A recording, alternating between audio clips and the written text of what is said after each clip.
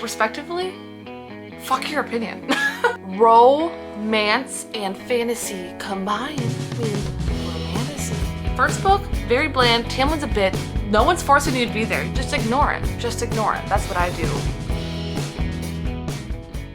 Hi daddies, welcome back to my YouTube channel. Today we are reading 1-star reviews of my favorite books. We're gonna do all my 5-star reads. I actually recorded this video like a week or two ago and I was about to edit it today and then all the footage got deleted.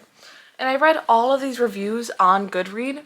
So we are actually just gonna maybe see if Fable has any good 1-star reviews, because I had a couple funny ones on Goodreads, but I feel like I need a genuine reaction.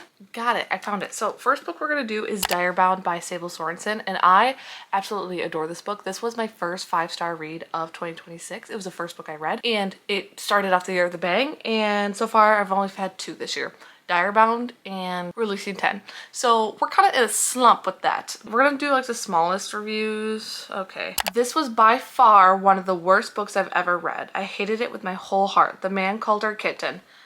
Now before I continue, I get that, but he's not the good guy in this story. If you've read this book, you understand. And I'm sorry if there's potential spoilers in this video. I should have said that. There might be spoilers, but he's not the guy we're rooting for here, so you should just block it out of your mind and just ignore it. Just ignore it. That's what I do. And I'm just like, And if they use it in a weird setting, then maybe I will get you. But I won't stop reading the book because of a nickname. That's not my go-to. And in the spicy scene, he said some interesting dialogue with the word kitten. If I could unread it, I would. I get that. I definitely get that.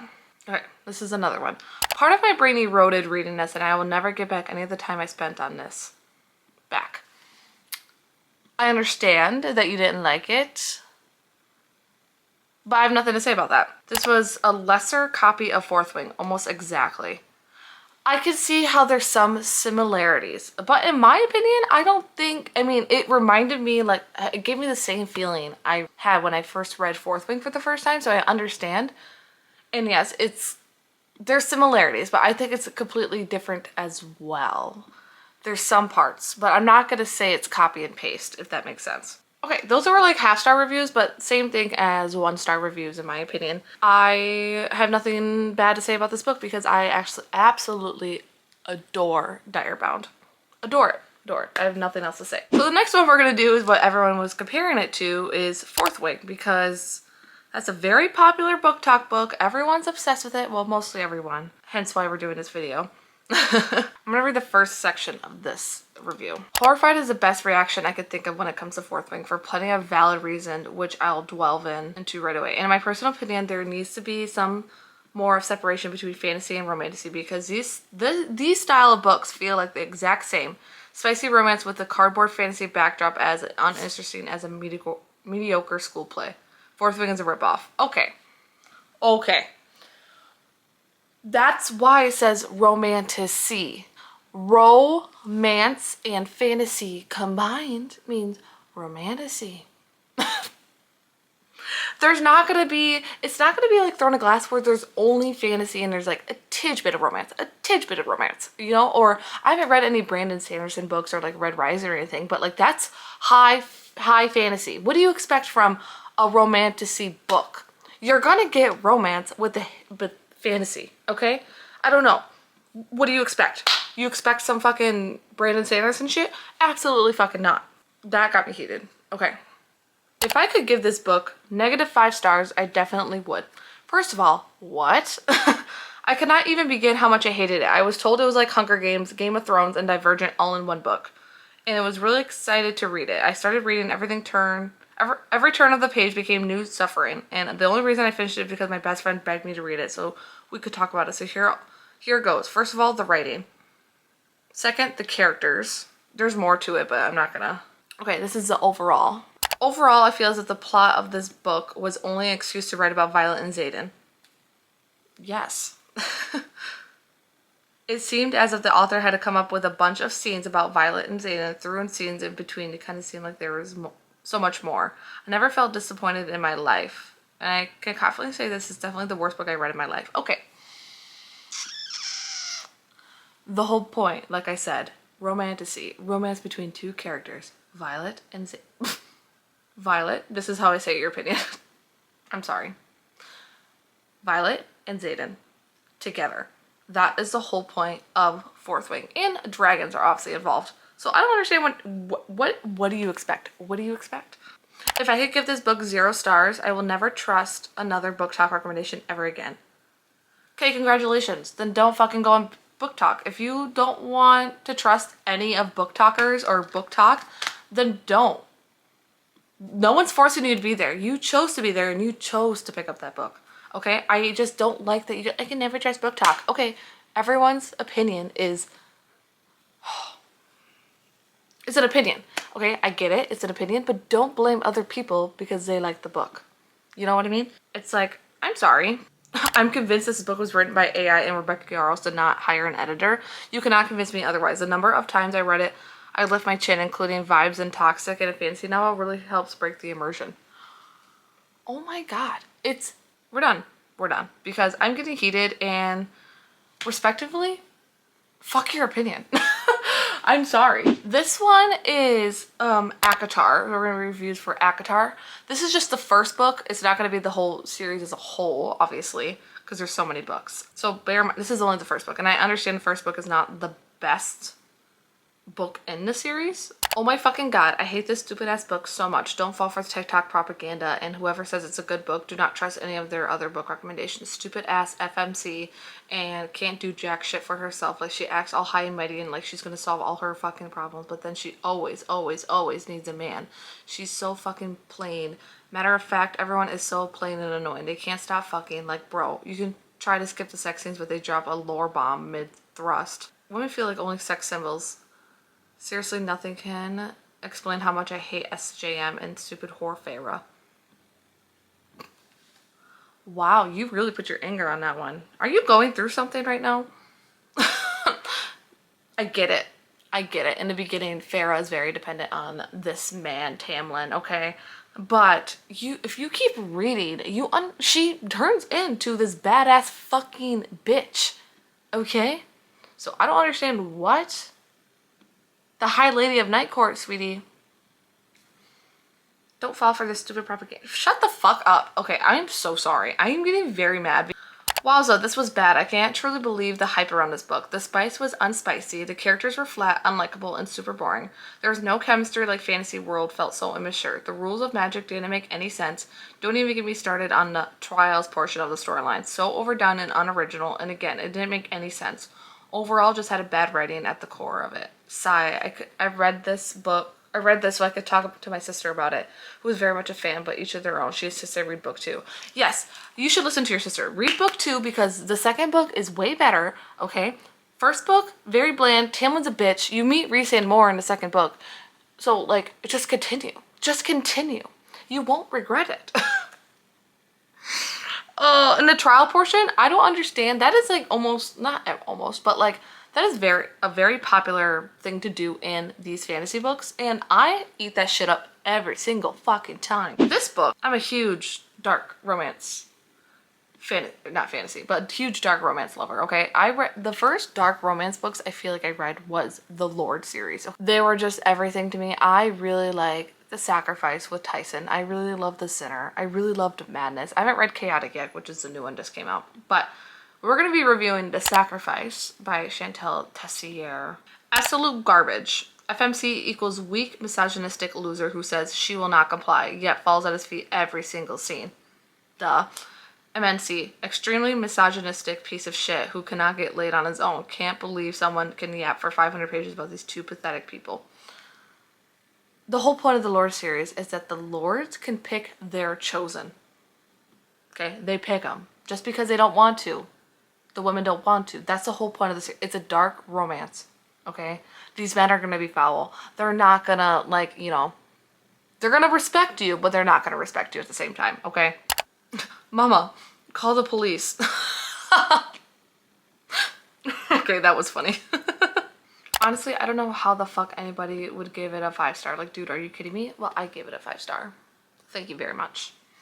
There was not a single communication between the couples. Nothing literally. Then suddenly, after 500 pages, the girl's like, you know, I love you for Like, for what woman hated the female character the most? And why in the world anybody would love a chocker for fucks? I don't even know idea what that means. Huh?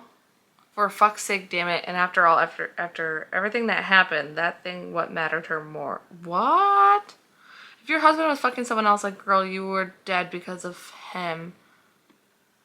That's what you want to... Okay, this review is not making any sense. Maybe it's just me. The only work she did in the whole book was to get fucked. I swear that's it. Just fuck and nothing else. I'm so irritated just by reading it. Like, wow, the plot was stupid. The main hero was fucking asshole.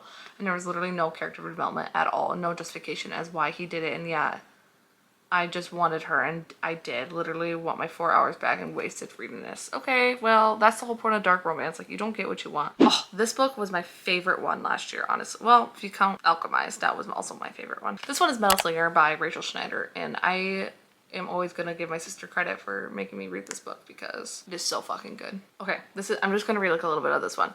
No, just no. I'm outraged at the ending in a bad way. The twist was so poorly done. Sure, it was more on the romance side of the romantasy genre, but the world building was interesting, consistent, and well outlined. Overall, the book was slow, and I found myself not really connecting to any of the characters, but I was rolling my eyes at the romance.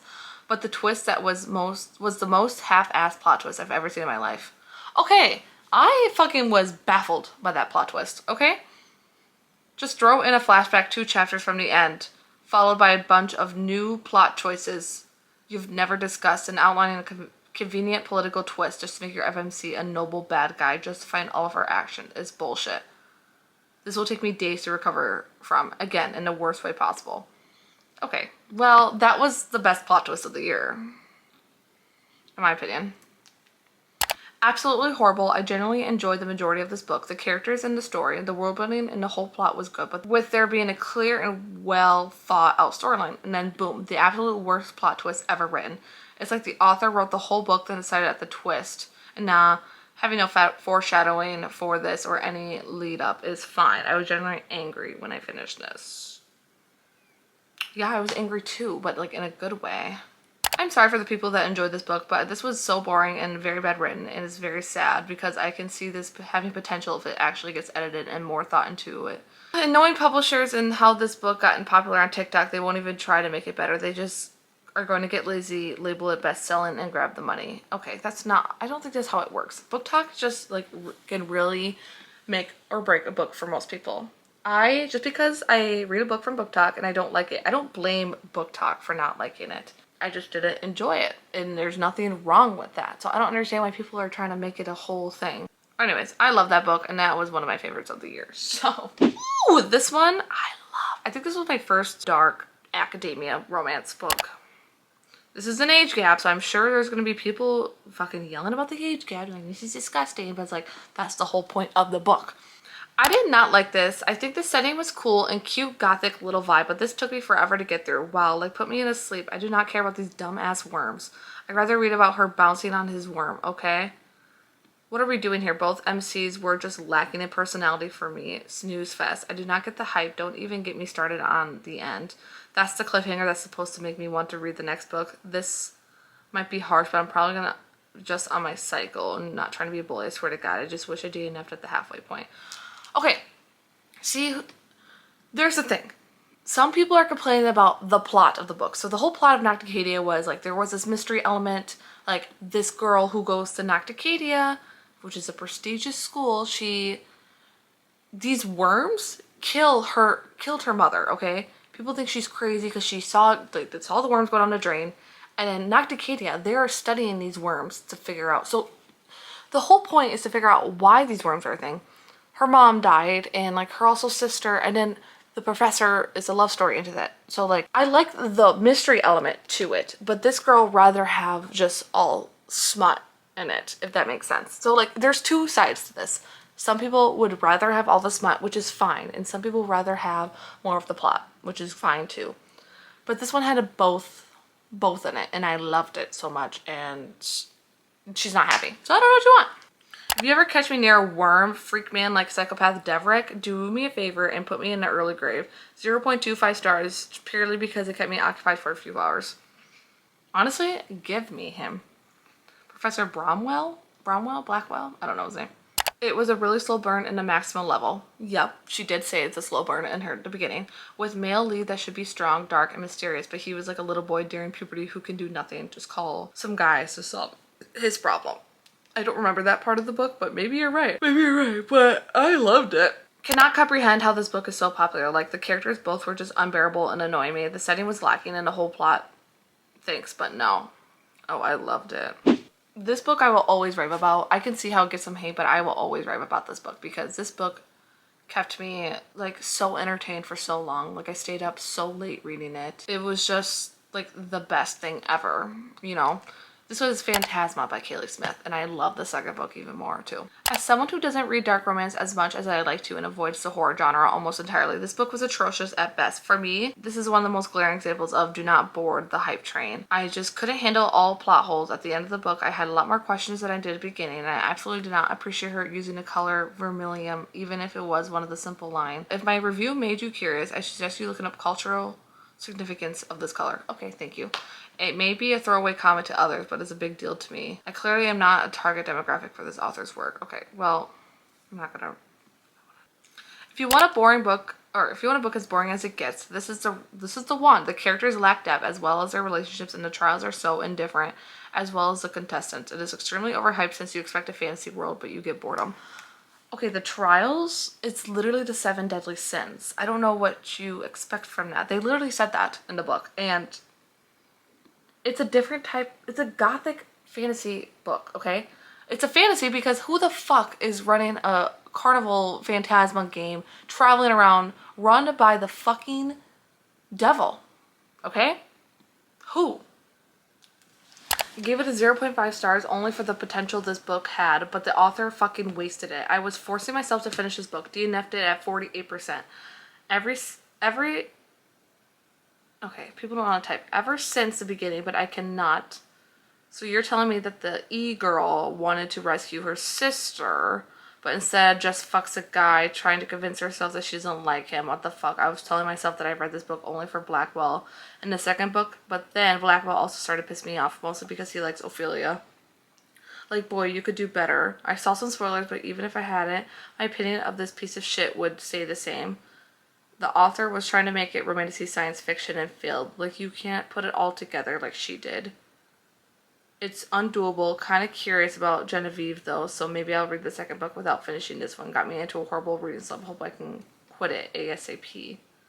She was trying to save her sister, but also, you gotta have a little bit of fun while you're in these games. You don't know what's gonna happen, in my opinion. I think you should just look at it. I can't remember these all by my head, so I know The Boys of Tommen is in there. All of the books have been 5 stars. Well, no, besides Taming 7, they all have been 5 stars to me.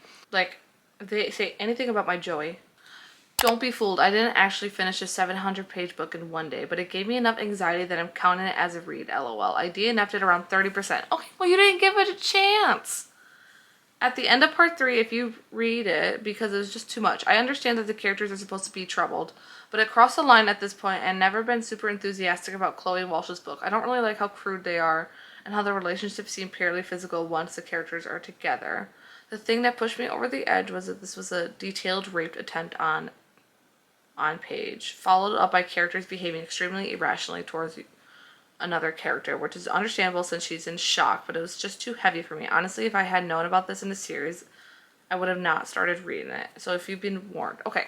Badly paced, overly repetitive, and way too long. I tried to like it, but apart from all the cringy moments, if I had to read the word queen one more time, I swear, it just didn't make me feel the way Binding and Keeping did. Also, I hated how Shannon's abuse was overlooked. It seemed like the competition between which sibling had it worse. That's not the point. It's just...